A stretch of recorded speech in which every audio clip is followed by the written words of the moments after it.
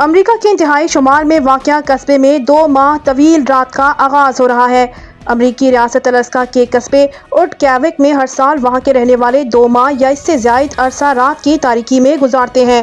2025 میں ایسا 18 نومبر کو وہاں کے مقامی وقت کے مطابق دوپہر 1:36 پاکستان میں 19 نومبر کی شب 3:35 میں سورج غروب ہوگا اور پھر 23 جنوری کی دوپہر تک طلوع نہیں ہوگا، یعنی وہاں کے رہنے والوں کے لیے 66 دن تک سورج طلوع ہونے کا منظر دیکھنا ممکن نہیں ہوگا۔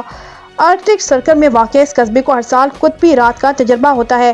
ایسا اس وقت ہوتا ہے جب زمین محور پر کچھ جھک جاتی ہے اور اس کے نتیجے میں آرکٹک سرکل میں موسم سرما کے دوران سورج کئی ہفتوں تک غروب رہتا ہے۔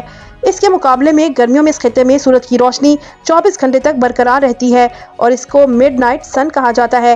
خیال رہے کہ زمین کے شمالی نصف کرے میں جون کے آخر میں دن کا دورانیہ کم ہونے لگتا ہے، مگر شمالی خطوں پر یہ اثر زیادہ نمایاں ہوتا ہے۔ وہاں دن کا دورانیہ ستمبر میں ہی بہت زیادہ کم ہو جاتا ہے۔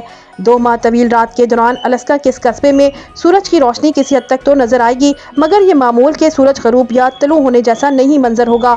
یہ الاسکا کا واحد قصبہ نہیں جس کو قطبی رات کا سامنا ہوگا، مگر سب سے زیادہ شمال میں ہونے کی وجہ سے پہلی جگہ ضرور ہے۔ اس قصبے میں 4300 افراد مقیم ہیں جو آنے والے دنوں میں شدید سردی کا سامنا کریں گے۔ ہفتوں طویل رات سے وہاں رہنے والوں کی قدرتی جسمانی گھڑی کے افعال پر بھی اثرات مرتب ہوتے ہیں۔ مزید خبروں اور اپڈیٹس کے لیے ہمارے ساتھ رہیے۔ اللہ نگہبان۔